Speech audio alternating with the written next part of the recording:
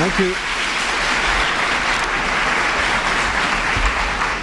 Thank you. Good evening. And wonderful to see so many of you here. And welcome. I'm Salman Rushdie. I'm president of Pan American Center. And welcome to the second of our state of emergency programs. This one specifically to talk about, to put it simply, torture. But just before we start, I wanted to make one small announcement about what Penn has been doing, the Penn Writers Fund has been doing about hurricane relief. In response to the hurricanes, we earmarked a certain amount of, I think it was £15,000 to assist professional writers and translators and editors, literary agents who lost a lot of, lost their homes or in full or in part in the floods.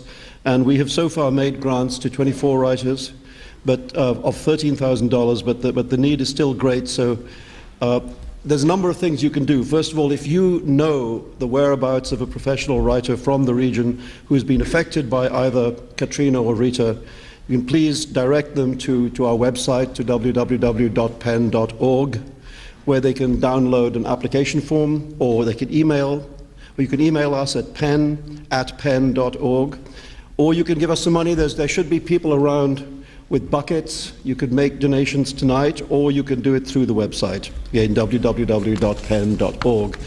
Thank you. The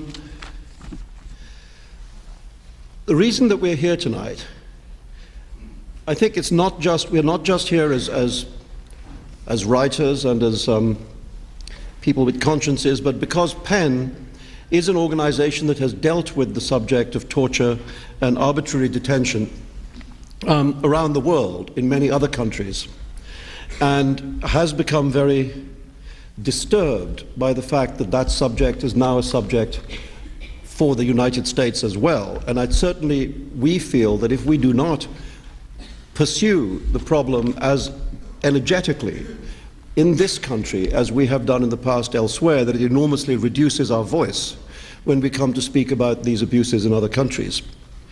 This is, amazingly, given that we planned this evening some time ago, this could not be a more topical moment to be discussing this subject. This is a really important moment in the debate over the use of torture in the United States, given that the McCain Amendment is on the table and the Bush administration is exerting enormous pressure either to get rid of it or to neuter it, but to neuter it means making an exception to the torture rules for the CIA. It seems extraordinary that an amendment proposed by a distinguished Republican outlawing the use of torture by Americans should be threatened by the Bush White House with a veto. This, remember, is a president who has never yet used the veto. It seems extraordinary that he is threatening that his first veto could be against the opposition to torture, i.e. a veto in favor of torture. It makes what we're doing all the more sharp-edged at the moment. And remember that the Pentagon has so far listed the deaths of at least 27 prisoners in American custody as confirmed or suspected criminal homicides. There has been documentation of torture and abusive treatment at Guantanamo and in Iraq and in Afghanistan and in what we now are being told are secret facilities around the world. And this includes vicious beatings, sexual degradation, sodomy, near drowning, near asphyxiation, hooding, stripping detainees naked, subjecting them to extremes of heat, cold, noise, and light, depriving them of sleep. This all falls under international conventions on torture, which say that no one shall be subjected to torture or to cruel, inhuman, or degrading treatment or punishment. Those are exactly the words of the McCain Amendment, which President Bush is threatening to veto. The numbers involved are substantial. Guantanamo has 700 detainees from 44 countries, and there are maybe 400 prisoners in Afghanistan, over 7,000 in Iraq. And then arises this bizarre question of the secret gulag. It is believed that there is an old Soviet-era compound in Eastern Europe, according to the Washington Post, which has now been reused by the former enemy of the Soviet Union, the United States. There is also the question of what is now being called extraordinary rendition. Extraordinary renditions are moments in which the United States turns over suspected terrorists to nations such as Syria and Egypt, those close allies of this country, who are known to use torture as a method of interrogation. One legal opinion says governmental authorities surrendering a person to the authorities of another state that habitually practices torture would themselves become accomplices of the crime of torture. So when President Bush says, as he has been quoted today in the newspapers as saying, that the United States does not torture, it begins to sound a little hollow when you look at the evidence that there is. And to put it simply, if the United States does not torture, what possible objection could there be to an amendment which stipulates that it will not do so? Just in case we think that we're talking this evening in the abstract, I should mention that here in the audience this evening are two men who have suffered abuse at U.S. detention facilities. You will probably hear a great deal about them and from them in the days ahead, because they are bringing an extremely courageous lawsuit against the Secretary of Defense and other high-ranking U.S. military officials. That lawsuit...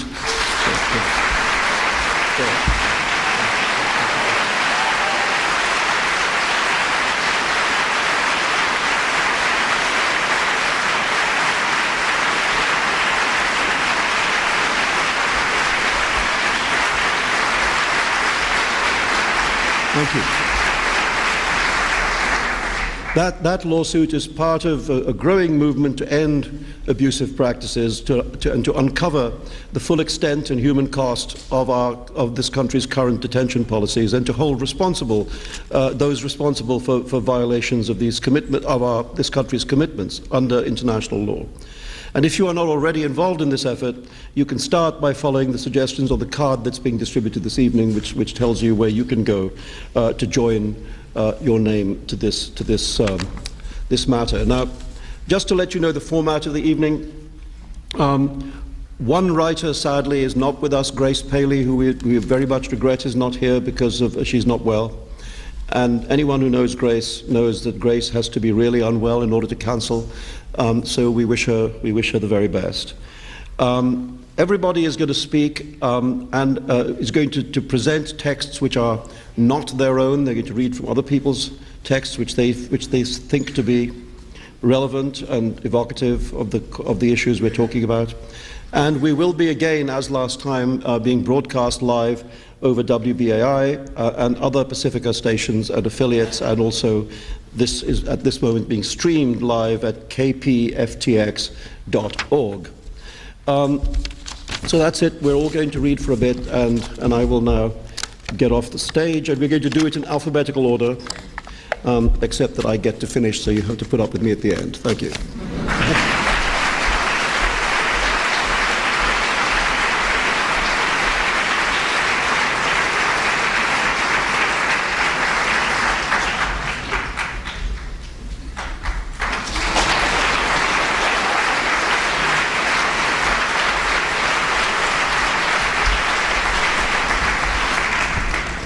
My name is Edward Albee. I write plays.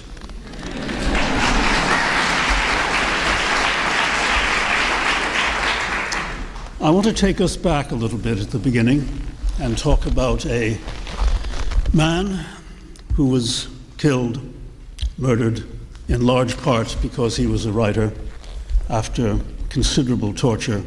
There is both physical and there is psychological torture. In this case, the man was tortured psychologically and killed, literally. The country is Spain. I did my research, by the way, including going to Spain myself and finding out some stuff people didn't want me to know. The country is Spain. The time is the late part of the 1930s. The civil war in Spain is reaching its terrible climax.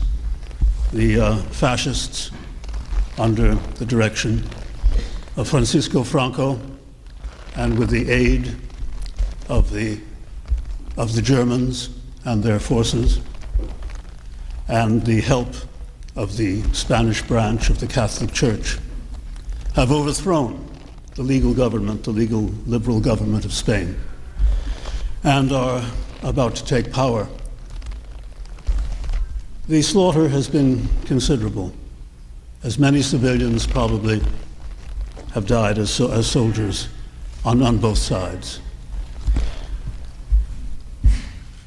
I would say that the majority of the intellectuals and creative people in Spain have left. They are mostly leftist politically, and they have gone to save their careers and indeed to save their lives. There is one man, however, who seems unwilling to leave Spain. He is a writer, and he is indeed a leftist. But he won't leave Spain for the very, very simple reason that he loves Spain very much, and he fears that if he leaves, he will never be allowed to come back. His friends, Buñuel, Salvador Dali, all of the other people who are associated with him, before they leave, they say, "You must leave. You must get out of here, for God's sake. You're leftist. You're very, very far to the left. Your writing inflames the population, plus you're gay. You'd better leave." But he doesn't. He stays. And instead of going to France or Italy or wherever he might have gone, he goes back home to Granada, to his family's home, on the assumption that he will be safe once again where he was safe when he was very young. Unfortunately, this is not the case. Someone betrayed him. He is arrested, and he is taken from one prison to another. His family keep following, trying to find him, and the jailers say, "You just missed him. We took him over there, 2 miles away." Finally, one dawn, he is brought out with 10 or 12 others, put in front of a firing squad, and executed. As his body is lying face down on the ground after he's been shot in his blood, a soldier comes over to him with a rifle, looks down at the body, points his rifle directly at this man's rectum, and shoots him, this dead man, once again, and says, "This is what we do to faggots in this country, isn't it?" and walks away. And so died at the age of 37, the greatest Spanish poet and playwright, Federico García Lorca. If we don't learn from history, they tell us, we're bound to repeat it.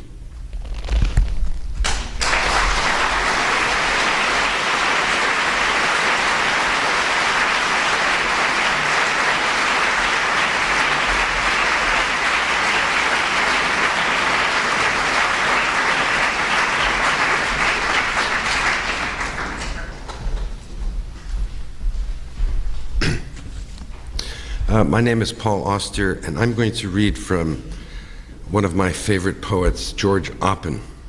It's from a book that he published in 1969, Of Being Numerous, which won the Pulitzer Prize. And in it, there's a long poem with many parts entitled Route, R-O-U-T-E. And this is a prose piece. It's from another time, another kind of craziness, another kind of horror, but I think applicable nevertheless. George happened to be one of the few American poets who actually saw combat in World War II. In Alsace, during the war, we found ourselves on the edge of the Battle of the Bulge. The front was inactive, but we were spread so thin that the situation was eerily precarious. We hardly knew where the next squad was, and it was not in sight, a quiet and deserted hill in front of us. We dug in near a farmhouse. Pierre Adam, though he was a journeyman mason, lived with his wife and his children in that farmhouse. During the occupations, the Germans had declared Alsace a part of Greater Germany. Therefore, they had drafted Alsatian men into the German army.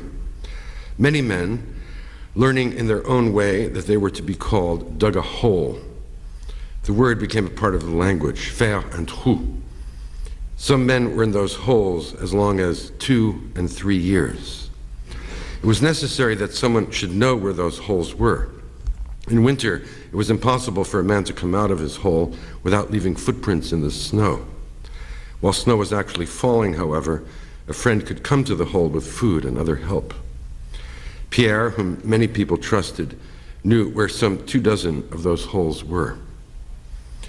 The Germans became aware that men were going into hiding and began to make reprisals. If the man was young and unmarried, they killed his parents. If the man was married, they took his wife into Germany to the army brothels, it was said. They took the children into Germany, and it was not certain whether those children would remember where they came from. Pierre told me this story. Men would come to Pierre and they would say, "I am thinking of making a hole." Pierre would say, "Yes." They would say then, "But if I do, they will kill my parents, or they will take my wife and my children." Then Pierre would say, he told me, "If you dig a hole, I will help you." He knew, of course, what he was telling me. You must try to put yourself into those times. If one thought he knew anything, it was that a man should not join the Nazi army. Pierre himself learned, shortly before the Americans arrived, that he was about to be drafted. He and his wife discussed the children. They thought of tattooing the children's names and addresses on their chests so that perhaps they could be found after the war. But they thought that perhaps the tattooing would be cut out of the children. They did not finally have to make that decision, as it turned out. But what a conversation between a man and his wife. There was an escape from that dilemma, as in a way there always is. Pierre told me of a man who, receiving the notification that he was to report to the German army, called a celebration and farewell at his home. Nothing was said at that party that was not jovial. They drank and sang. At the proper time, the host got on his bicycle and waved goodbye. The house stood at the top of a hill, and still waving and calling farewells, he rode with great energy and as fast as he could down the hill, and at the bottom drove into a tree. It must be hard to do. Probably easier in an automobile. There is, in an automobile, a considerable time during which you cannot change your mind. Riding a bicycle, since in those woods it is impossible that the tree should be a redwood, it must be necessary to continue aiming at the tree right up to the moment of impact. Undoubtedly difficult to do. And of course, the children had no father thereafter. Thank you.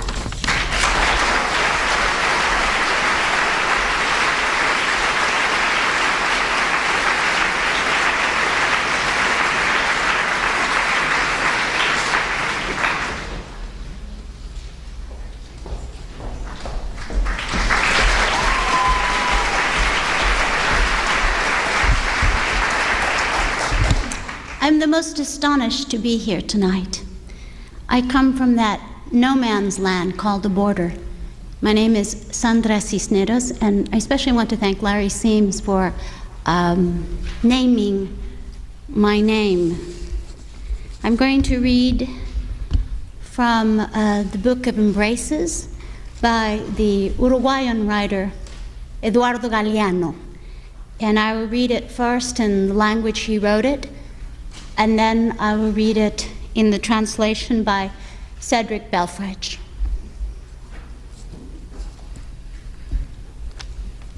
Los nadies. Sueñan las pulgas con comprarse un perro. Y sueñan los nadies con salir de pobres, que algún mágico día llueva de pronto la buena suerte. Que llueva cántaros la buena suerte, pero la buena suerte no llueve ayer, ni hoy, ni mañana, ni nunca.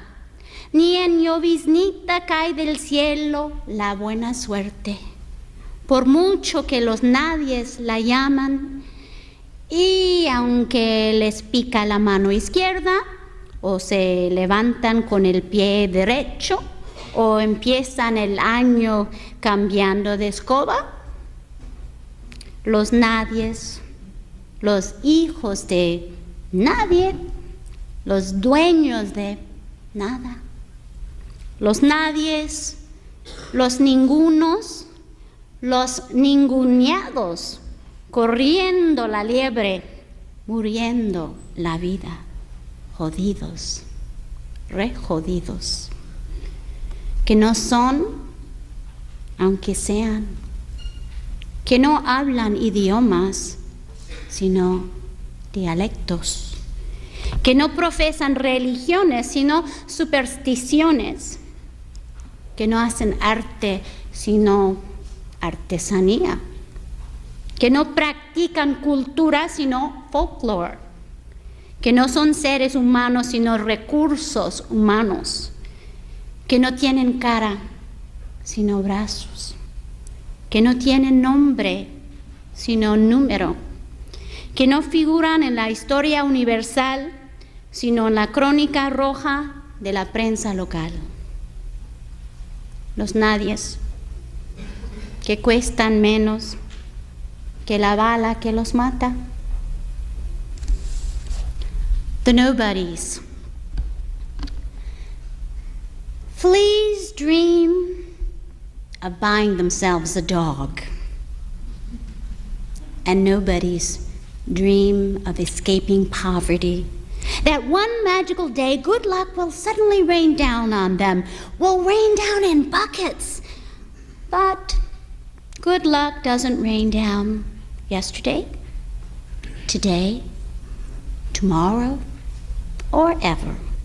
Good luck doesn't even fall in a fine drizzle, no matter how hard the nobodies summon it, even if their left hand is tickling, or they begin the new day with their right foot, or start the new year with a change of brooms.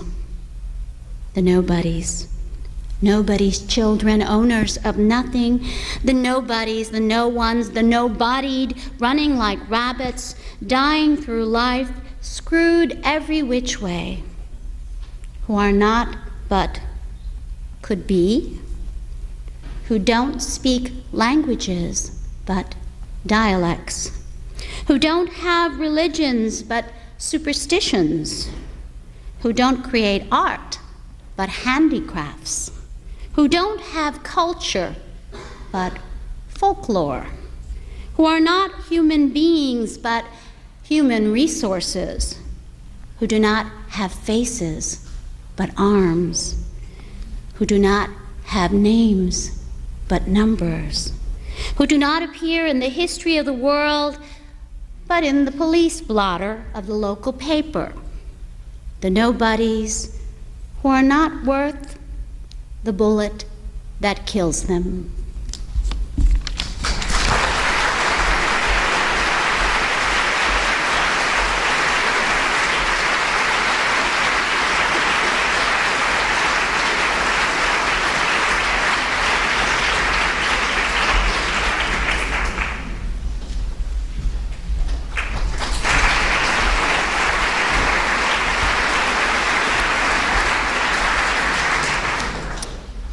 We can never underestimate the willingness of the state to act out its own massive fantasies. What about the individual? In preparing a script for their play Guantanamo, Victoria Britton and Gillian Slovo collected what they call spoken evidence. Among the people who spoke to them was a British woman whose brother was arrested possibly in Pakistan, where he was studying the Quran. She isn't sure. And then handed over to American authorities and sent to Guantanamo. Is he guilty of a serious crime, or a passport violation, or something else, or nothing at all? The power of the state is deep enough not only to shape our waking lives, but to reach into our dreams. Often we find ourselves helpless in dreams, but sometimes dreams are a form of wishful fiction, a response to helplessness, to the condition of not knowing. Here is the spoken evidence of Jeanette Belmar. We might title these remarks, Dreaming of Richard. Everyone in the family has dreams about Richard being released. It's always something positive. It's never something bad in a dream. You just wake up and you just realize it's a dream and Richard's not here.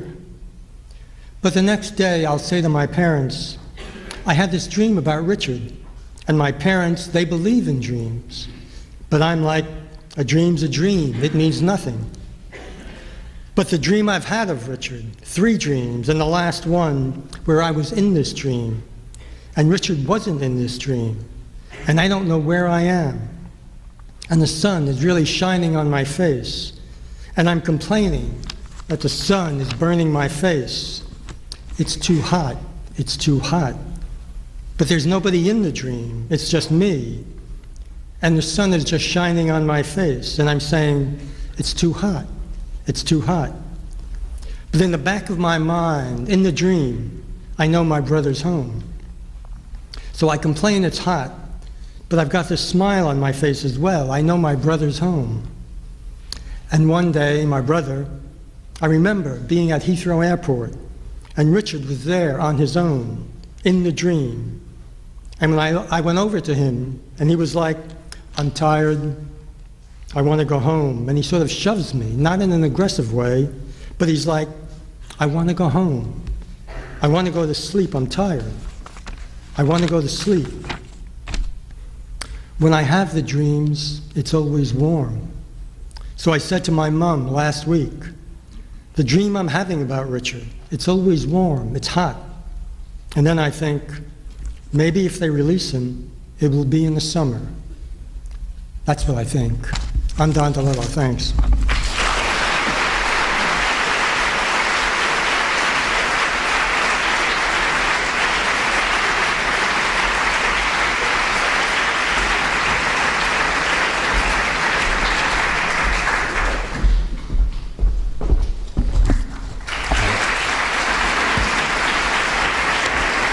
I'm Dave Eggers. I'm going to read from The Blindfold's Eye by Diana Ortiz.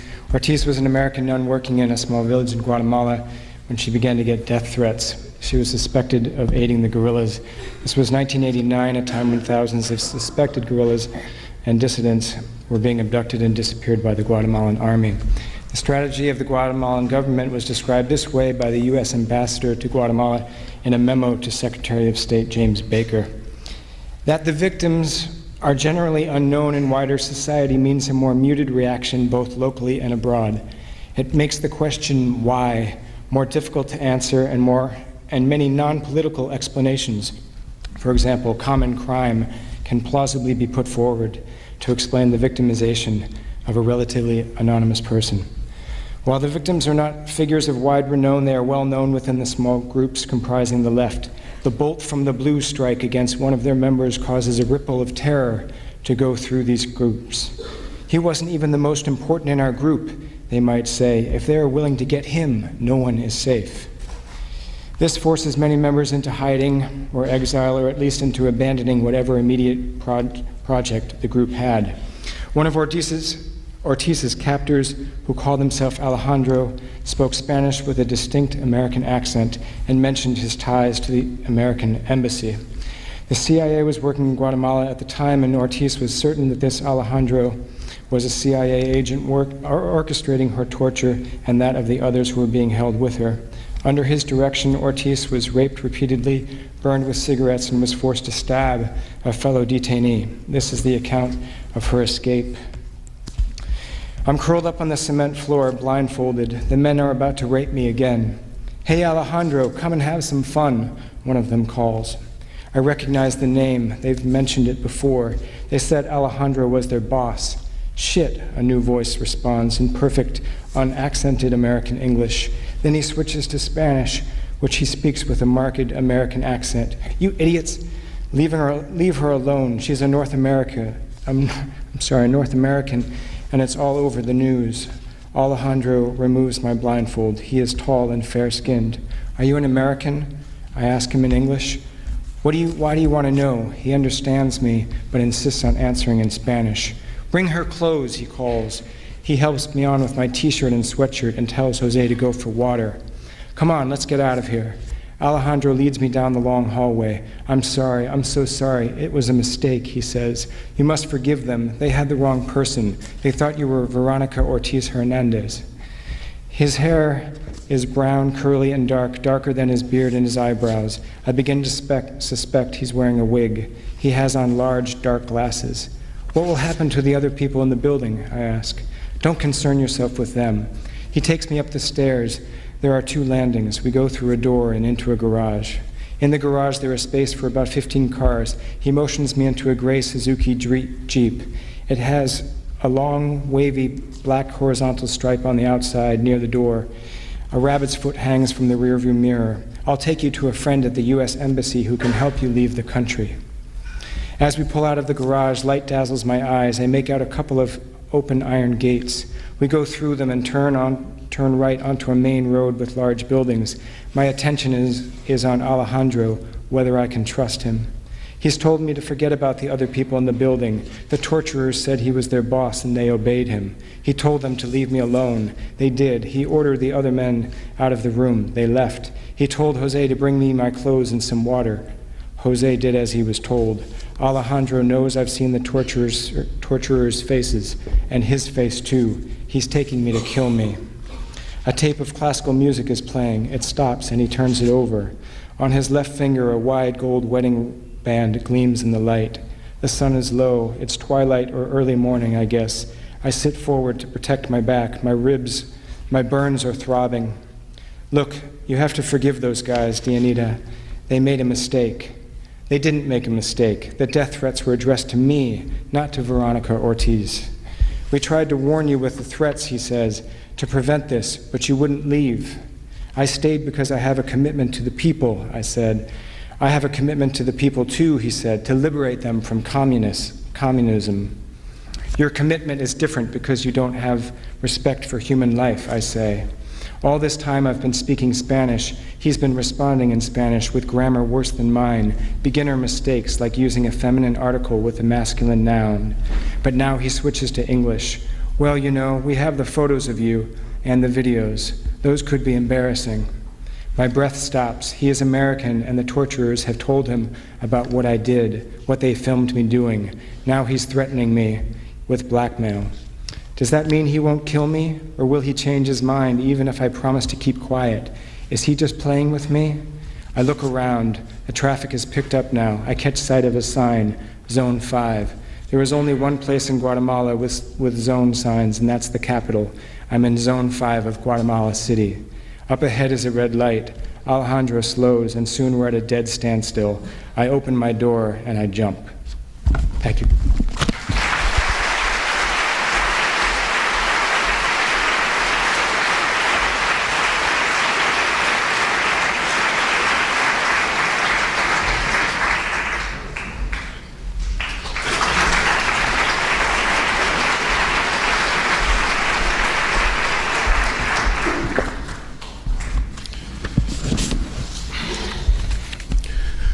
My name is Martín Espada.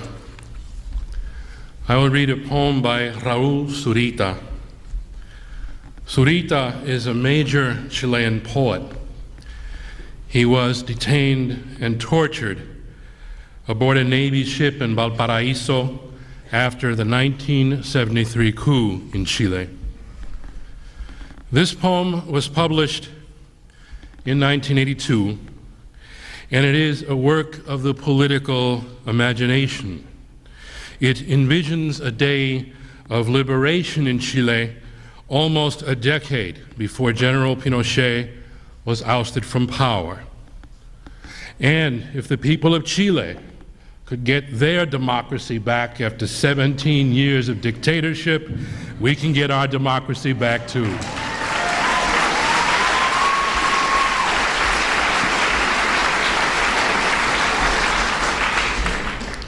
This prophetic poem is number 9 from the series called Pastoral of Chile. I will read it first in Spanish and then in the English translation by Jack Schmidt. Ríanse a mandíbula batiente, porque ella y yo nos hemos encontrado. Gritan piedras y malezas del campo, que por nuestro amor las cárceles de las ciudades se derrumban y las rejas se deshacen, y hasta los candados han cedido, reventándose en los pórticos de los edificios.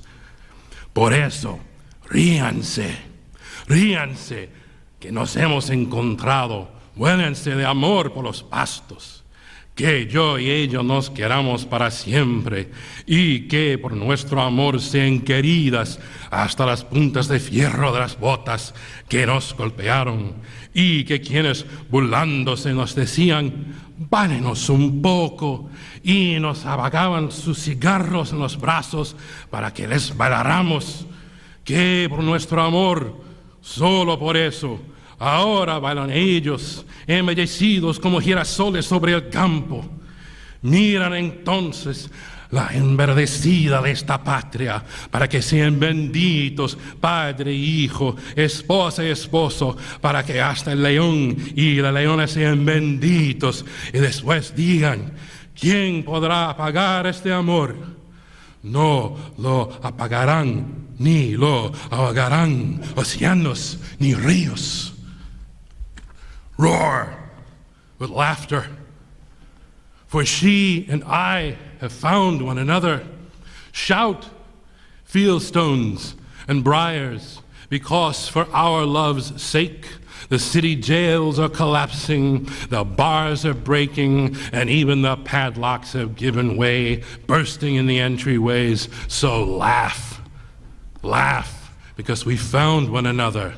Fall head over heels in the meadows, she and I, may we love one another forever, and in the name of our love, let even the steel-toed boots that kicked us be loved, and those who, mocking us, said, do a little dance for us, and put out their cigarettes on our arms so we would dance for them for our love's sake. For that alone, let them now dance, adorning the fields like sunflowers. Then behold this country turned green, so that father and son, wife and husband may be blessed, so that even the lion and lioness may be blessed. And then say, who can extinguish this love?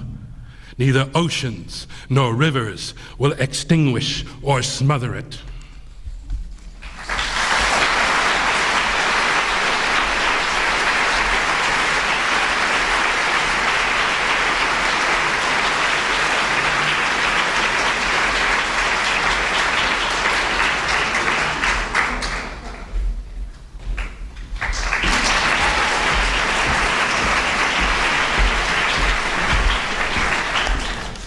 I'm Philip Gorevich. I'm going to read tonight the words of a Midwestern Republican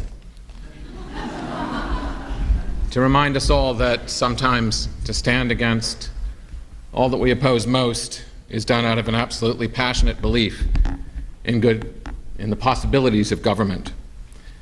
Since I'm standing at the Lincoln podium tonight here, this is Abraham Lincoln's address before the Young Men's Lyceum of Springfield, Illinois, on January 27, 1838. A fairly early speech. And the backdrop was that there had been a great deal, I had to cut a lot from the speech to fit it into the time. The backdrop was that there was a great deal of vigilantism in the country. Two particularly major incidents were much in the tabloids and the papers. The lynching of a murderer, a mulatto murderer in St. Louis, and in Mississippi, a series of lynchings that began, as he put it, with the hanging of gamblers, and from gamblers to Negroes, from Negroes to white citizens, and from these to strangers, till dead men were seen literally dangling from the boughs of trees upon every roadside, and in numbers almost sufficient to rival the native Spanish moss of the country as a drapery of the forest. This is Abraham Lincoln in Springfield, Illinois. As a subject for the remarks of the evening, the perpetuation of our political institutions is selected. In the great journal of things happening under the sun, we, the American people, find ourselves in the peaceful possession of the fairest portion of the earth as regards extent of territory, fertility of soil, and salubrity of climate. We find ourselves under the government of a system of political institutions conducing more essentially to the ends of civil and religious liberty than any of which the history of former times tells us. We, when mounting the stage of existence, found ourselves the legal inheritors of these fundamental blessings.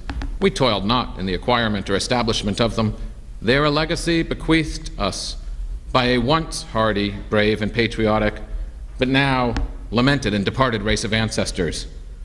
Theirs was the task, and nobly they performed it, to possess themselves and through themselves us of this goodly land, and to uprear upon its hills and its valleys a political edifice of liberty and equal rights. 'Tis ours only to transmit these to the latest generation. How then shall we perform this task? At what point shall we expect the approach of danger? By what means shall we fortify against it? Shall we expect some transatlantic military giant to step the ocean and crush us at a blow? Never.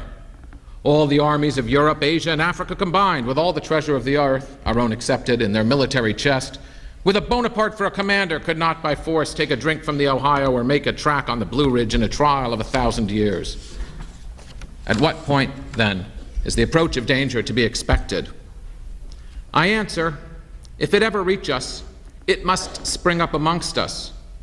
It cannot come from abroad. If destruction be our lot, we must ourselves be its author and finisher. As a nation of free men, we must live through all time or die by suicide. I hope I am over-wary, but if I am not, there is, even now, something of ill omen amongst us. I mean the increasing disregard for law which pervades the country, the growing disposition to substitute the wild and furious passions in lieu of the sober judgment of courts, and worse than savage mobs for the executive ministers of justice. When men take it in their heads today to hang gamblers or burn murderers, they should recollect that in the confusion usually attending such transactions, they will be as likely to hang or burn someone who is neither a gambler nor a murderer as one who is, and that acting upon the example they set, the mob of tomorrow may and probably will hang or burn some of them by the very same mistake. But all this even is not the full extent of the evil. By such examples, by instances of the perpetrators of such acts going unpunished, the lawless in spirit are encouraged to become lawless in practice, and having been used to no restraint but dread of punishment, they thus become absolutely unrestrained. Having ever regarded government as their deadliest bane, they make a jubilee of the suspension of its operations and pray for nothing so much as its total annihilation. But it may be asked, why suppose danger to our political institutions? Have we not preserved them for more than 50 years, and why may we not for 50 times as long? We hope there is no sufficient reason, but to conclude that no danger may ever arise would itself be extremely dangerous. That our government should have been maintained in its original form from its establishment until now is not much to be wondered at. It had many props to support it through that period, which now are decayed and crumbled away. Through that period, it was felt by all to be an undecided experiment. Now, it is understood to be a successful one. Then, all that sought celebrity and fame and distinction expected to find them in the success of that experiment. Their all was staked upon it.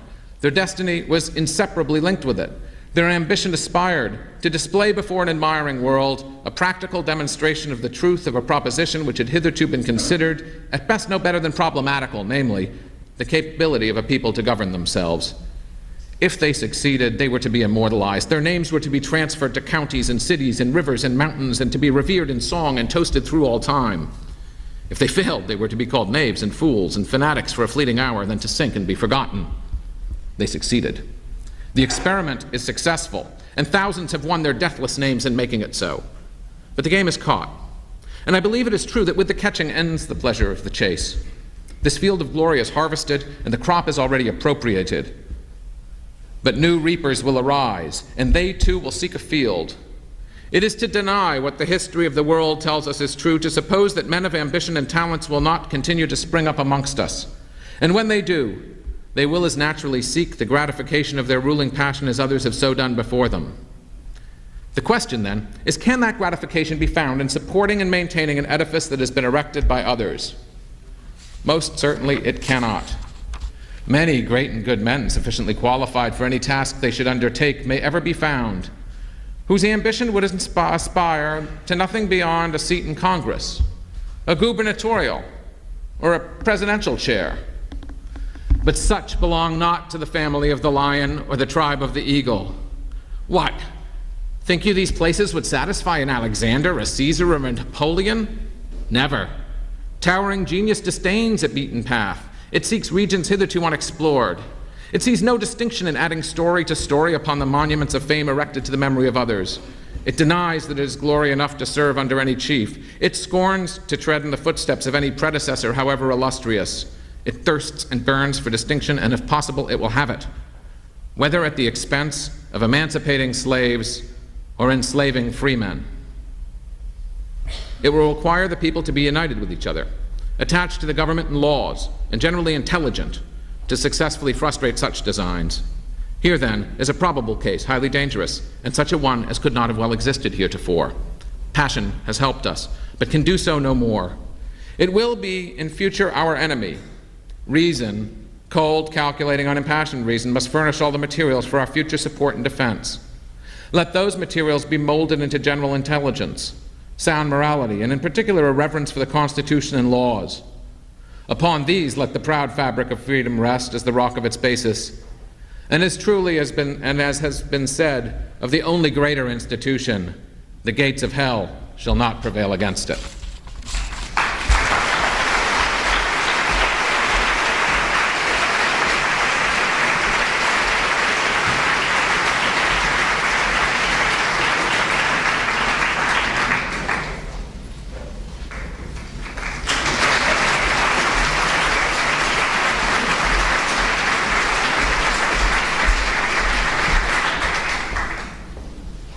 My name is Jessica Hagedorn. I'll be reading from a document called Exhibit D. I declare under penalty of perjury of the laws of the United States that the following is true and correct. I am a citizen of the state of Kuwait, am over 18 years of age, and have never been charged or convicted of any crime. I have been incarcerated at Guantanamo for more than 3.5 years. I have never fought against the United States, and I am totally innocent of any wrongdoing. Since August 4th, 2005, I have refused voluntarily to eat, drink, or accept medicine. After about 3 weeks, I collapsed on the floor and couldn't stand up, and they put me on an IV. At the beginning of September, guards took me to the hospital. They put me on an orange board on my back for 6 hours with my arms strapped on my side. They said, "We will put a feeding tube in you." I refused. They strapped me down on the bed and forced a tube through my nose. Twice the tube came out through my mouth. I spit blood. The doctors told me that they had a court order authorizing them to do this. My attorney informed me that there was no court order.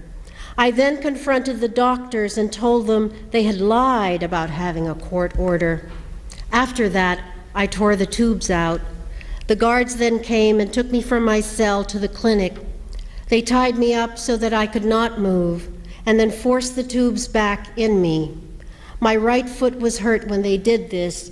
It is in a cast, and I need to use a walker to walk. I have continued to lose weight despite the force feeding. I have attached charts I took from the clinic showing that my weight has continued to drop and that I have gone from 200 pounds to 132 pounds. It is even lower than that now, but I no longer will stand on the scale to allow them to weigh me. Since they have been force-feeding me here, I have continuously experienced nausea, diarrhea, and vomiting. To monitor my health, a nurse comes to my cell once a week to weigh me, take my blood pressure, take a blood sample. As mentioned, I will no longer stand on the scale. This is one thing they cannot force me to do. They do force me to give a blood sample. The blood samples are taken by a nurse or corpsman, and they are inexperienced, and it is painful. At the beginning, when they force-fed me, they used a tube with a size called 12 French. Then after 2 or 3 days, they pulled it out and forced in a much larger tube with a size called 18 French. Then they would take it out after the feeding and then force it back in again before the next feeding. Sometimes they would reinsert the old tube without sterilizing it. When I complained, the doctor told me they did not have adequate medical equipment. For the last approximately 3 weeks, they have used smaller tubes, and they do not take it out after each feeding and reinsert it before the next. I understand now that it is useless for me to resist, and the guards will only tie me up and will force feed me no matter what I want. I believe that now there are between 20 and 25 people being force-fed at Guantanamo. I swear that the above is true and correct. Abdulaziz Al-Shamari, October 10th, 2005. Dear Jessica, November 7th, 2005. Mr. Al-Shamari, a teacher, went to Afghanistan in the fall of 2001 on a charitable mission. He was turned over to and then detained by the U.S. for 4 years. Mr. Al-Shamari was finally released last Friday, November 4th, and returned to Kuwait pursuant to an agreement negotiated between the governments of Kuwait and the United States. He is the father of 2 children. Our firm represents all Kuwaiti detainees at Guantanamo. Initially, this was 12 detainees, and now 6 of those have been repatriated, including Mr. Shamari. We petitioned the courts for a writ of habeas corpus on behalf of the detainees, and the name of our case is Al-Oda versus United States. A year and a half ago, our case was presented to the Supreme Court along with Rasul versus Bush. The Supreme Court held that the habeas statute does confer the right of judicial review on the detainees held at Guantanamo. They have a right to have their petitions heard by the district courts and their cases considered. However, on remand, the government again moved to dismiss, stating that although they may have a right to present a petition, they have no rights that can be enforced by the courts. Although the government lost this argument at this district court level, they appealed, and we are currently awaiting for the decision of the U.S. Court of Appeals for the District of Columbia.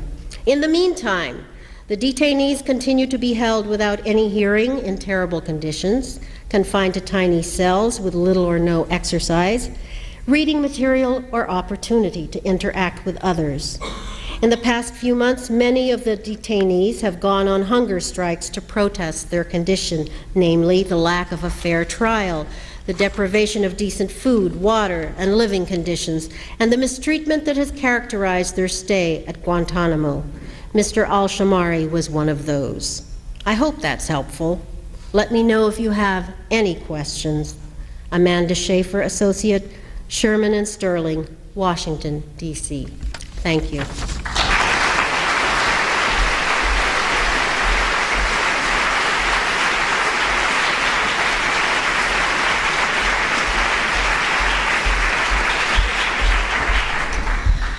My name is Heidi Julevitz. It's my thinking that if Hannah Arendt had decided after the Eichmann trial to try her hand at a work of blackly comic short fiction, she might have come up with something like Donald Barthelme's "Some of us had been threatening our friend Colby." Some of us have been threatening our friend Colby for a long time because of the way he had been behaving, and now he'd gone too far, so we decided to hang him. Colby argued that just because he had gone too far, he did not deny that he had gone too far, did not mean that he should be subjected to hanging. Going too far, he said, was something everybody did sometimes. We didn't pay much attention to this argument. We asked him what sort of music he would like played at the hanging.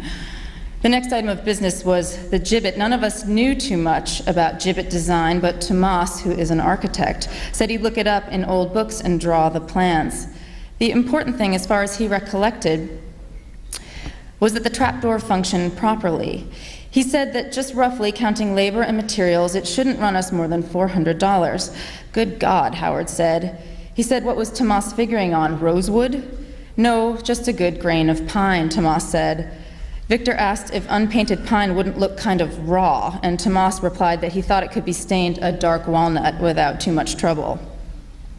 I said that although I thought the whole thing ought to be done really well, and I also thought $400 for a gibbet on top of the expense of the drinks, invitations, musicians, and everything was a bit steep, and why didn't we just use a tree, a nice-looking oak or something? I pointed out that it was going to be a June hanging, the trees would be in glorious leaf, and that not only would a tree add a kind of natural feeling, but it was also strictly traditional, especially in the West. Then the question of the hangman came up. Paul said, do we really need a hangman? Because if we used a tree, the noose could be adjusted to the appropriate level and Colby could just jump off something, a chair or stool or something. Besides, Paul said, he very much doubted if there were any freelance hangman wandering the country now that capital punishment had been done away with absolutely temporarily, and that we'd probably have to fly one in from England or Spain or one of the South American countries. And even if we did, how would we know in advance that the man was a professional, a real hangman, and not some money-hungry amateur who might bungle the job and shame us all in front of everybody? We all agreed that Colby should just jump off something, and that a chair was not what he should jump off of, because that would look, we felt, extremely tacky. Some old kitchen chair sitting out there under our beautiful tree. Tomas, who is quite modern in outlook and not afraid of innovation, proposed that Colby be standing on a large rubber ball, 10 feet in diameter. This, he said, would afford a sufficient drop and would also roll out of the way if Colby suddenly changed his mind after jumping. Men have been known to get a little irresolute at times like that, and the 10-foot rubber ball, which could probably be fabricated rather cheaply, would ensure a bang-up production right down to the wire. At the mention of wire, Hank, who had been silent all this time, suddenly spoke up and said he wondered if it wouldn't be better if we use wire instead of rope. More efficient and, in the end, kinder to Colby, he suggested. Colby began looking a little green, and I didn't blame him, because there is something extremely distasteful in thinking about being hanged with wire instead of rope. It gives you a sort of revulsion when you think about it. So I hastily said that wire was out of the question because it would injure the tree. Cut into the branch it was tied to when Colby's full weight hit it, and that in these days of increased respect for the environment, we didn't want to do that, did we? Colby gave me a grateful look, and the meeting broke up. Everything went off very smoothly on the day of the event. The music Colby finally picked was standard stuff, and it was played very well by Howard and his boys. It didn't rain, and the event was well attended, and we didn't run out of scotch or anything. The 10-foot rubber ball had been painted a deep green and blended in well with the bucolic setting. The two things I remember best about the whole episode are the grateful look Colby gave me when I said what I said about the wire, and the fact that nobody has ever gone too far again. Thank you.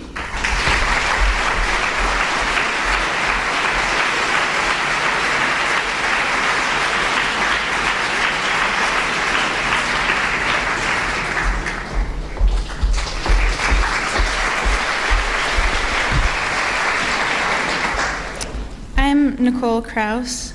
I'm going to read you something from someone called Jean Emery, who basically I came across for the first time reading W.G. Sebald, and it was a passage that I've been unable to forget since then, so I've gone back, and I'm going to read you from Emery's book, which is called At the Mind's Limits.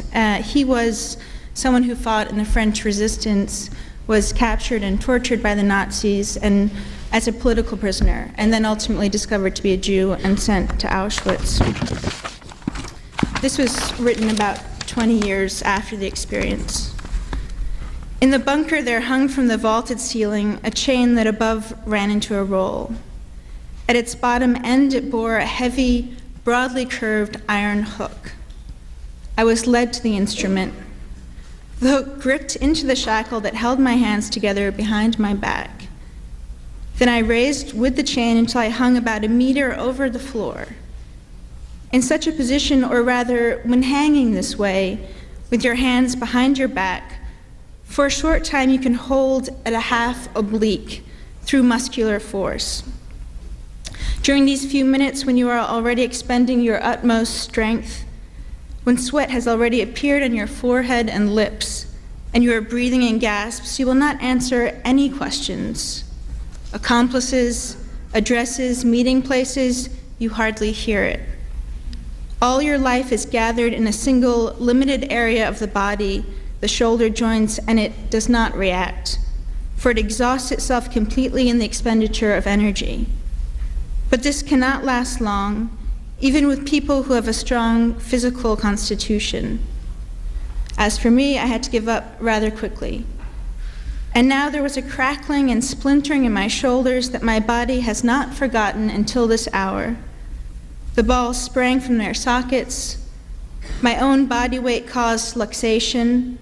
I fell into a void and now hung by my dislocated arms, which had been torn high from behind and were now twisted over my head.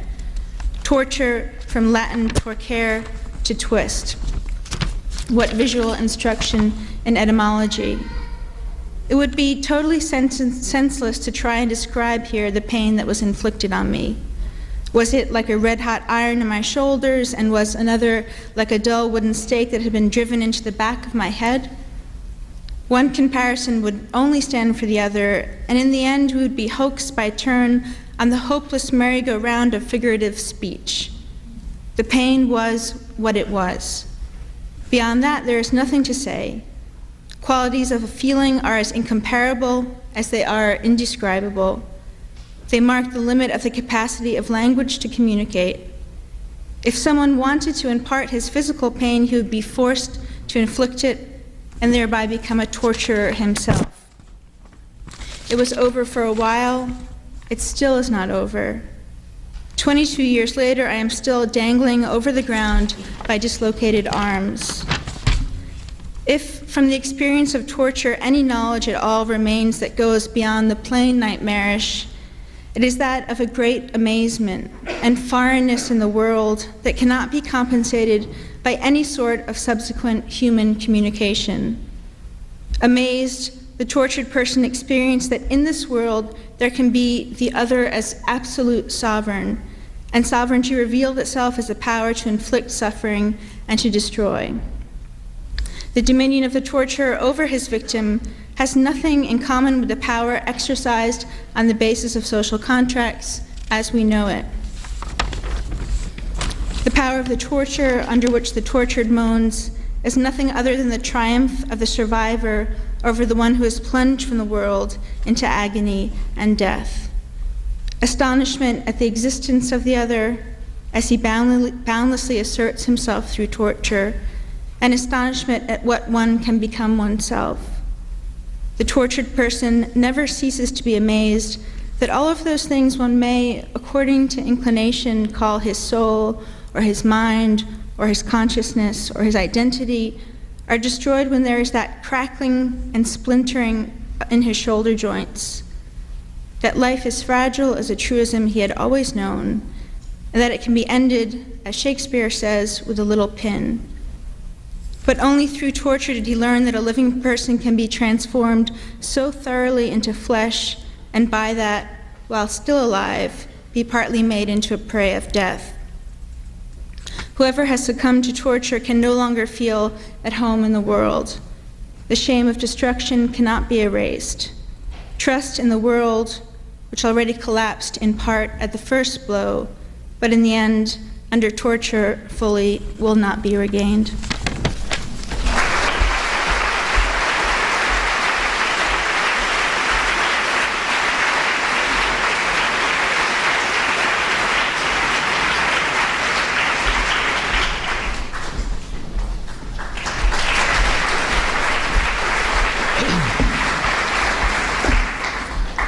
Hi, I'm Rick Moody. I'm reading from Curzio Malaparta's memoir, The Skin, which is about American occupation of Naples at the end of the Second World War.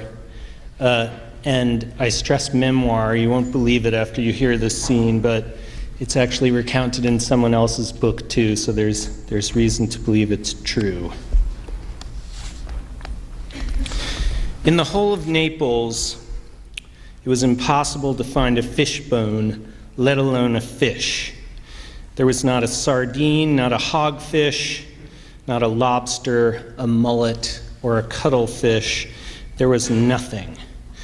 Consequently, when General Cork gave a dinner in honor of some high Allied officer like Field Marshal Alexander, or some important politician, or some commission of American senators, he was in the habit of having the fish for his table caught in the Naples Aquarium, which, apart from that at Munich, is perhaps the most important aquarium in Europe.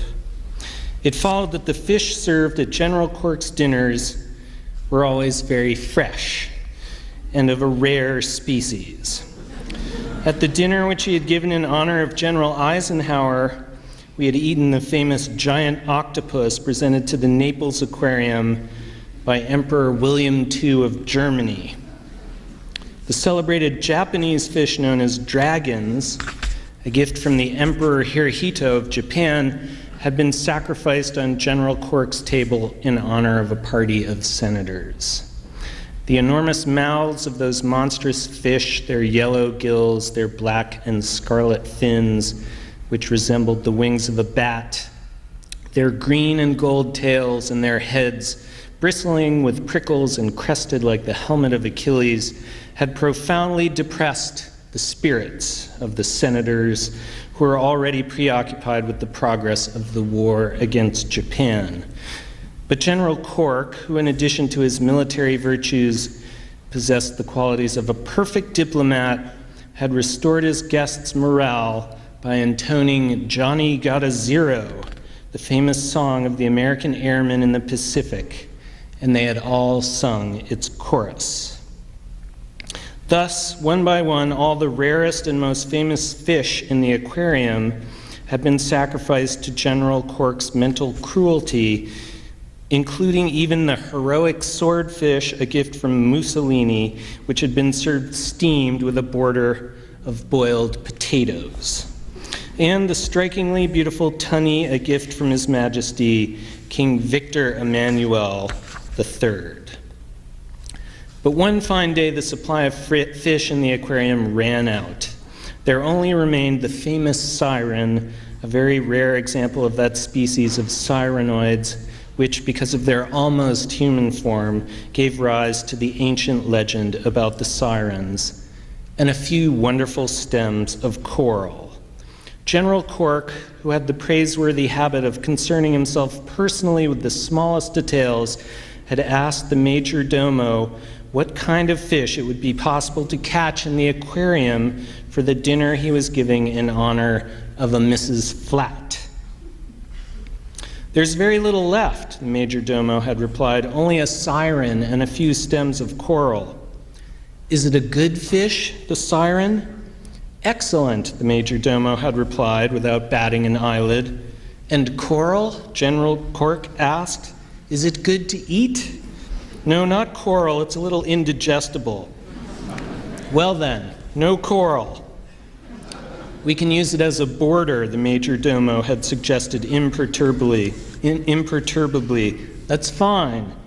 And the major domo had written on the menu, "Siren mayonnaise with a border of coral."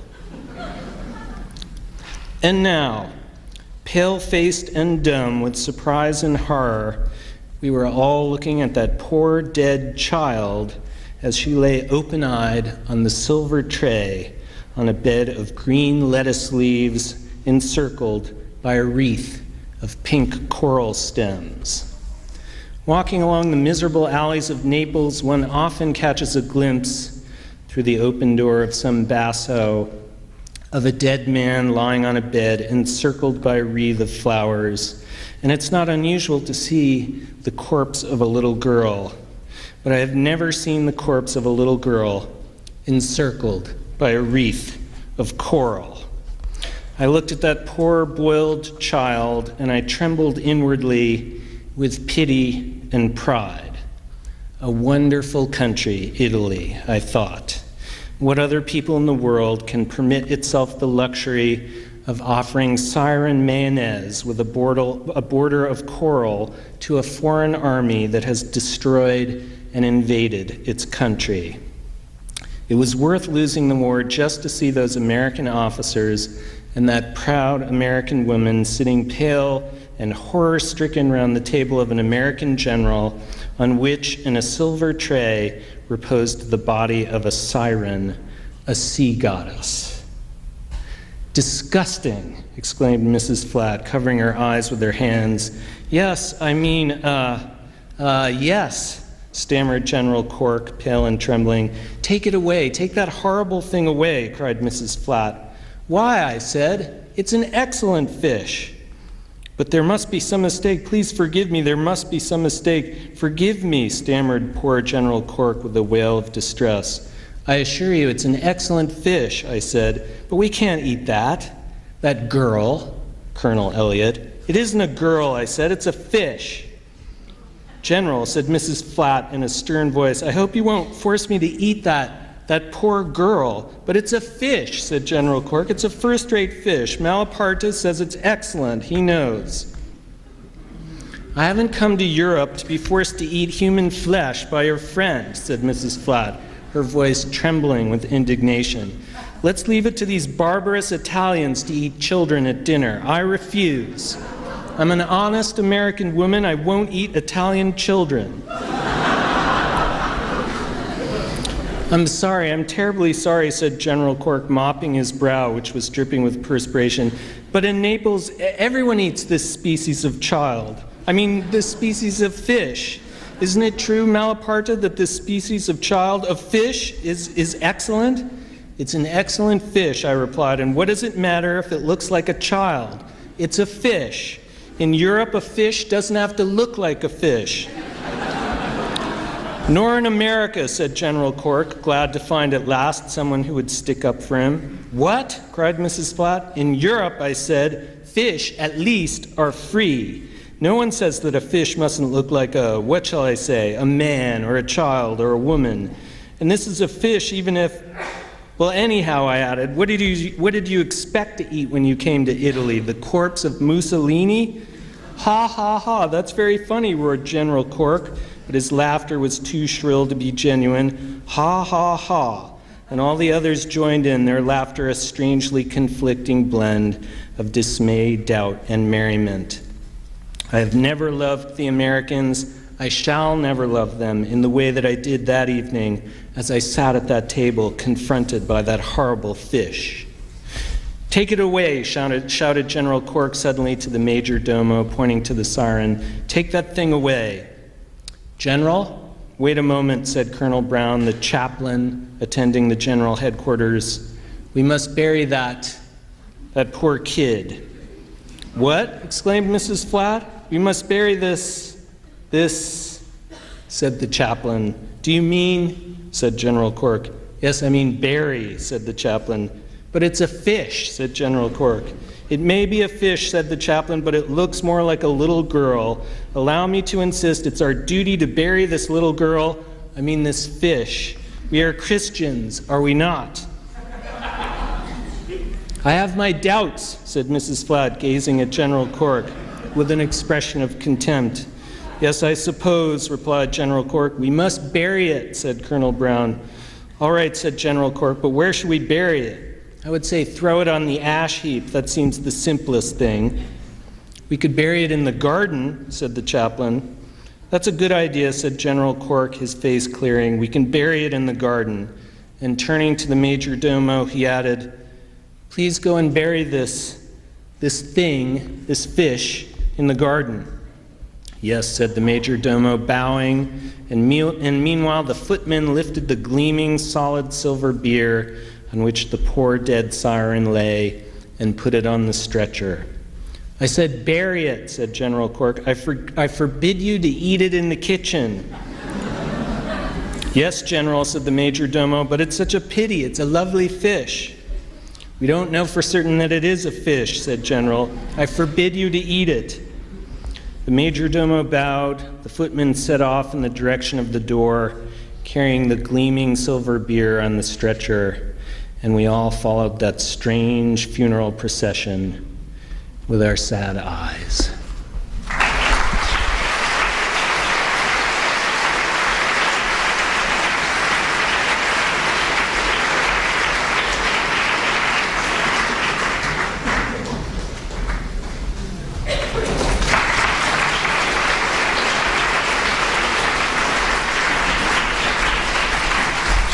Hello, I'm Walter Mosley. I'm going to read a poem from a collection called In Case of Fire in a Foreign Land by Ariel Dorfman. Came out in 2002. The poem is called Hope. The reason I'm reading this poem, it seems to me that the biggest issue that we have with terror is what our acceptance of torture has made us into. And I think that Ariel's poem talks about that. It's called Hope. It's very short. My son has been missing since May 8th of last year. They took him just for a few hours, they said, just for some routine questioning. After the car left, the car with no license plate, we couldn't find out anything else about him. But now things have changed. We heard from a compañero who just got out that 5 months later they were torturing him in Via Grimaldi. At the end of September, they were questioning him in the Red House that once belonged to the Grimaldis. They say they recognized his voice, his screams, they say. Somebody tell me frankly, what times are these? What kind of world? What country? What I'm asking is, how can it be that a father's joy, a mother's joy, is knowing that they are still torturing their son? Which means that he was alive 5 months later, and our greatest hope will be to find out next year that they're still torturing him 8 months later, and he might, could still be alive.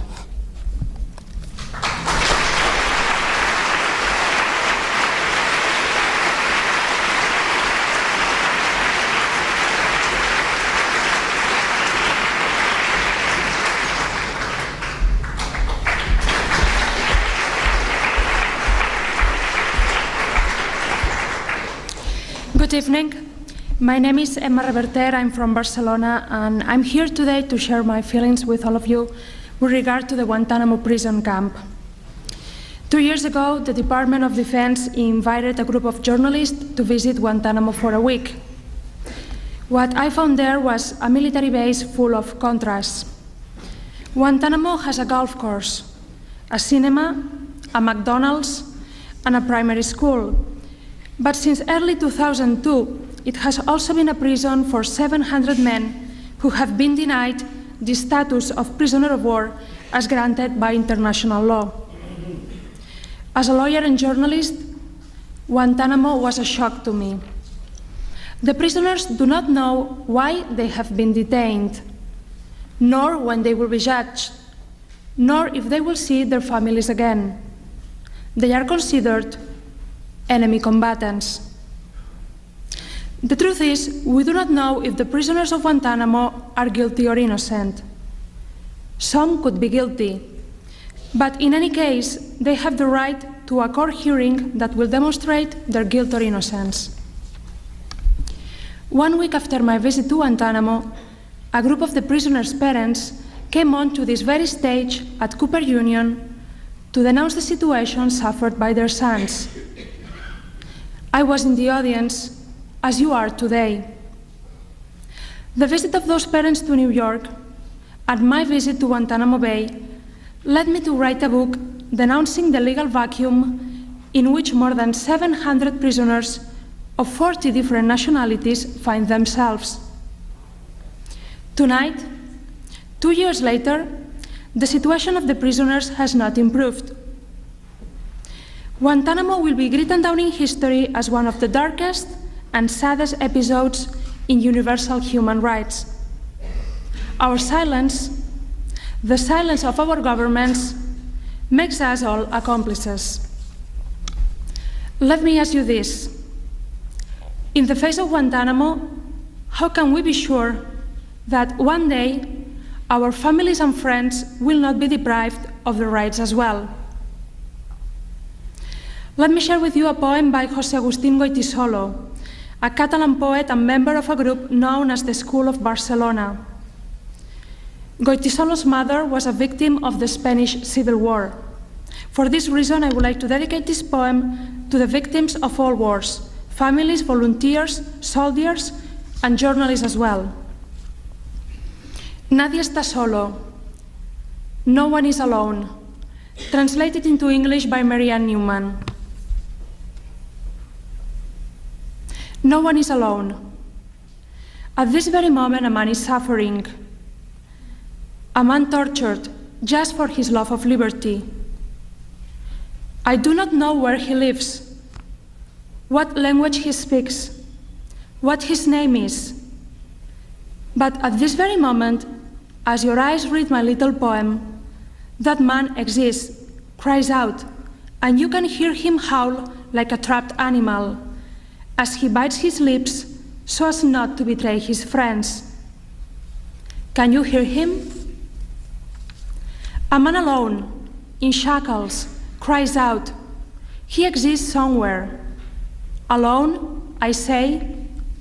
Don't you feel, as I do, how the pain in his body is echoed in your body? Doesn't your blood spill too with each blind stroke? No one is alone. Now, at this very moment, they are holding the two of us in shackles as well. Thank you.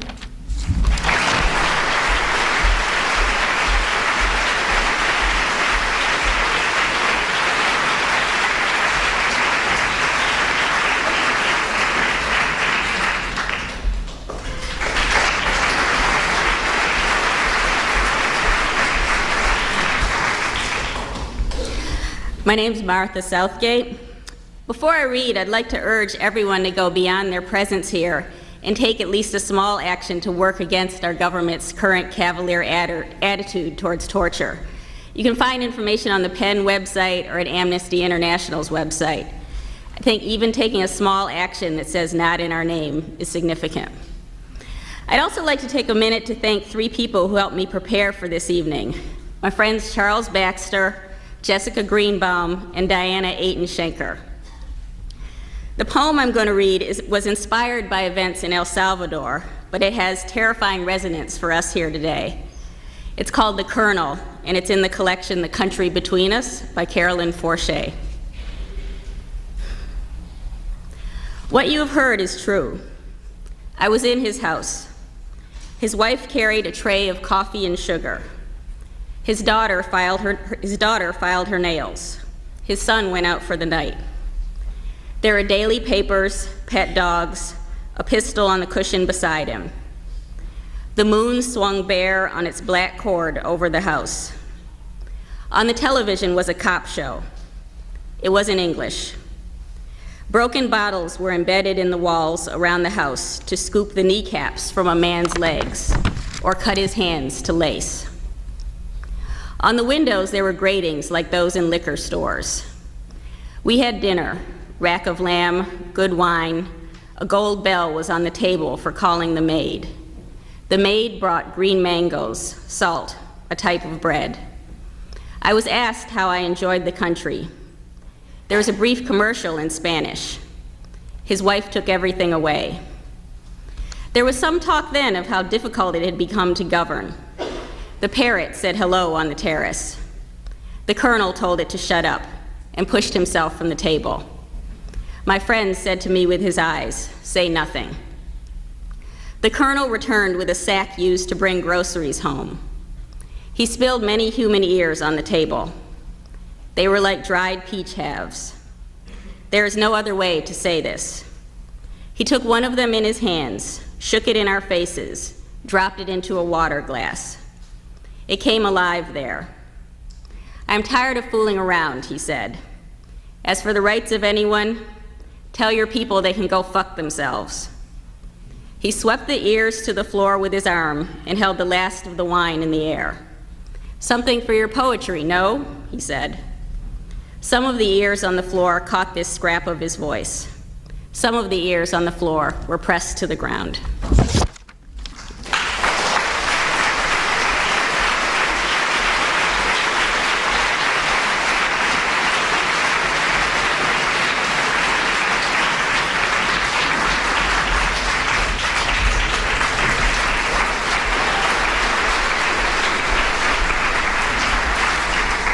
Howdy, I'm Colson Whitehead, and I'm going to read a section from Jose Saramago's Blindness.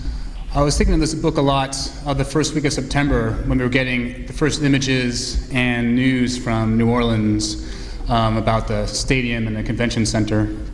And I think it also fits with tonight's topic. An epidemic of blindness has come across the city. The blind are being detained in a abandoned hospital. Soldiers patrol the perimeter to keep the blind from going out, and no one wants to deal with them so they don't get infected. This section is the occasion of a food drop. They haven't eaten in days, and they're about to try and get some food. And no one knows that in a couple days and weeks, both the powerful and the weak will be blind. As if it had been waiting all this time for a code word, some cue, an open sesame, the voice finally came over the loudspeaker. Attention, attention, the internees may come and collect their food, but be careful. If anyone gets too close to the gate, they will receive a preliminary warning, and unless they turn back immediately, the second warning will be a bullet. The blind internees advanced slowly, some more confident toward the right, where they thought they would find the door. The others, less sure of their ability to get their bearings, preferred to slide along the wall. In this way, there was no possibility of mistaking the way. When they reached the corner, all they had to do was follow the wall at a right angle, and there they would find the door. The hectoring voice over the loudspeaker impatiently repeated the summons. The change of tone, unmistakable even for those who had no reason to be suspicious, terrified the blind internees. One of them declared, "I'm not budging from here. What they want to do is catch us outside and then kill us all." "I'm not moving either," said another. "Nor me," chipped in a third. They were frozen to the spot, undecided. Some wanted to go, but fear was getting the better of all of them. The voice came again. "Unless within the next 3 minutes someone appears to collect the containers, we shall take them away." This threat failed to overcome their fear, only pushed it to the innermost caverns of their mind, like hunted animals that await an opportunity to attack. Each one trying to hide behind the other, the blind internees moved fearfully out onto the landing at the top of the steps. They could not see that the containers were not alongside the guide rope where they expected to find them, for they were not to know that the soldiers, out of fear of being contaminated, had refused to go anywhere near the rope which the blind internees were holding onto. The food containers were stacked up together, more or less at the spot where the doctor's wife had collected the spade earlier that day. Come forward, ordered the sergeant. In some confusion, the blind internees tried to get into a line so as to advance in an orderly fashion, but the sergeant bellowed at them, "You won't find the containers there. Let go of the rope. Let go of it. Move over to the right. Your right, fools. You don't need eyes to know which side you have on your right hand." The warning was given just in time. Some of the blind internees, who were punctilious in these matters, had interpreted the order literally. If it was on the right, logically that would mean the right of the person speaking. Therefore, they were trying to pass under the rope to go in search of the containers, which were God knows where. In different circumstances, this grotesque spectacle would have caused the most restrained spectator to burst into howls of laughter. It was too funny for words. Some of the blind internees advancing on all fours, their faces practically touching the ground as if they were pigs, one arm outstretched in midair, while others, perhaps afraid that the white space without a roof to protect them would swallow them up, clung desperately to their rope and listened attentively, expecting to hear at any moment that first exclamation of triumph once the containers were discovered. The soldiers would have liked to aim their weapons and, without compunction, shoot down those imbeciles moving before their eyes like lame crabs, waving their unsteady pincers in search of their missing leg.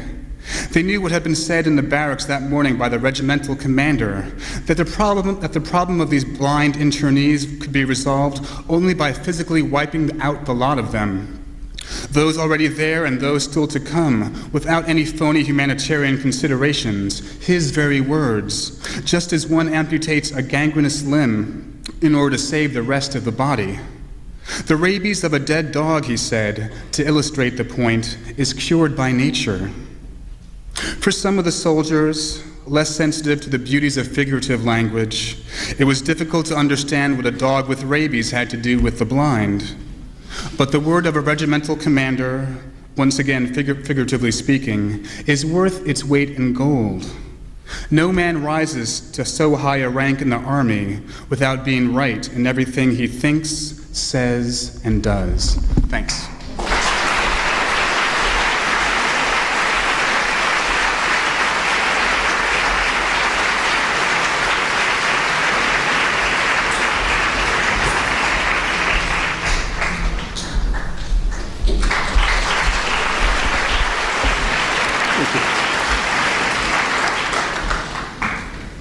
It falls to me to thank the 15 readers this evening.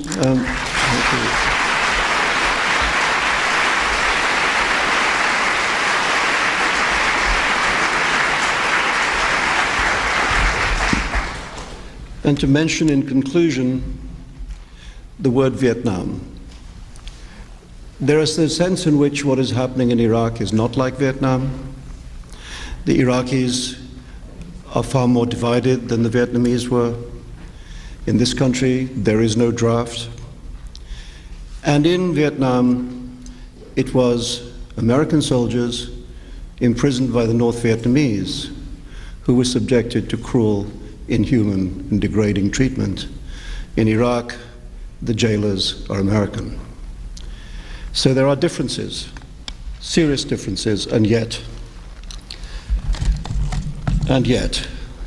these are 2 or 3 very short passages from Michael Hare's dispatches. The ground was always in play, always being swept. Under the ground was his, above it was ours. We had the air. We could get up in it but not disappear into it. We could run but we couldn't hide. And he could do each so well that sometimes it looked like he was doing them both at once, while our finder just went limp. All the same, one place or other it was always going on, rock around the clock. We had the days and he had the nights. You could be in the most protected space in Vietnam and still know that your safety was provisional, that early death, blindness, loss of legs, arms or balls, major and lasting disfigurement, the whole rotten deal, could come in on the freaky fluky as easily as in the so-called expected ways. You heard so many of those stories. It was a wonder anyone was left alive to die in firefights and mortar rocket attacks. After a few weeks, when the nickel had jarred loose and dropped and I saw that everyone around me was carrying a gun, I also saw that any one of them could go off at any time, putting you where it wouldn't matter where it had been an accident or not. The roads were mined, the trails were booby-trapped, satchel charges and grenades blew up jeeps and movie theaters. The VC got work inside all the camps as shoeshine boys and laundresses and honey dippers. They'd starch your fatigues and burn your shit and then go home and mortar your area. Saigon and Cholon and Da Nang held such hostile vibes that you felt you were being dry sniped every time someone looked at you, and choppers fell out of the sky like fat, poisoned birds 100 times a day. After a while, I couldn't get on one without thinking that I must be out of my fucking mind. Sitting in Saigon was like sitting inside the folded petals of a poisonous flower, the poison history, fucked in its root no matter how far back you wanted to run your trace. Saigon was the only place left with a continuity that someone as far outside as I was could recognize.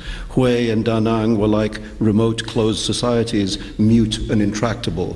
Villages, even large ones, were fragile. A village could disappear in an afternoon, and the countryside was either blasted over cold and dead, or already back in Charles's hands. Saigon remained the repository and the arena. It breathed history, expelled it like toxin, shit, piss, and corruption. Paved swamp, hot, mushy winds that never cleaned anything away, heavy thermal seal over diesel fuel, mildew, garbage, excrement, atmosphere. A 5-block walk in that could take it out of you. You'd get back to the hotel with your head feeling like one of those chocolate apples. Tap it sharply in the right spot and it falls apart in sections. Saigon, November 1967, the animals are sick with love. Not much chance anymore for history to go on unself-consciously. You'd stand there nailed in your tracks sometimes, no bearings and none in sight, thinking, where the fuck am I? Fallen into some unnatural east-west interface, a California corridor cut and bought and burned deep into Asia. And once we'd done it, we couldn't remember what for. It was axiomatic that it was about ideological space. We went there to bring them the choice, bringing it to them like Sherman bringing the Jubilee through Georgia, clean through it, wall to wall with pacified, indigenous, and scorched earth. In the Vietnamese sawmills, they had to change their blades every 5 minutes. Some of our lumber had gotten into some of theirs. There was such a dense concentration of American energy here, American and essentially adolescent. If that energy could have been channeled into anything more than noise, waste, and pain, it would have lighted up Indochina for 1,000 years. The mission and the motion, military arms and civilian arms, more combatant between themselves than together against the Kong, gun arms, knife arms, pencil arms, head and stomach arms, hearts and minds arms, flying arms, creeping, peeping arms, information arms as tricky as the arms of plastic man.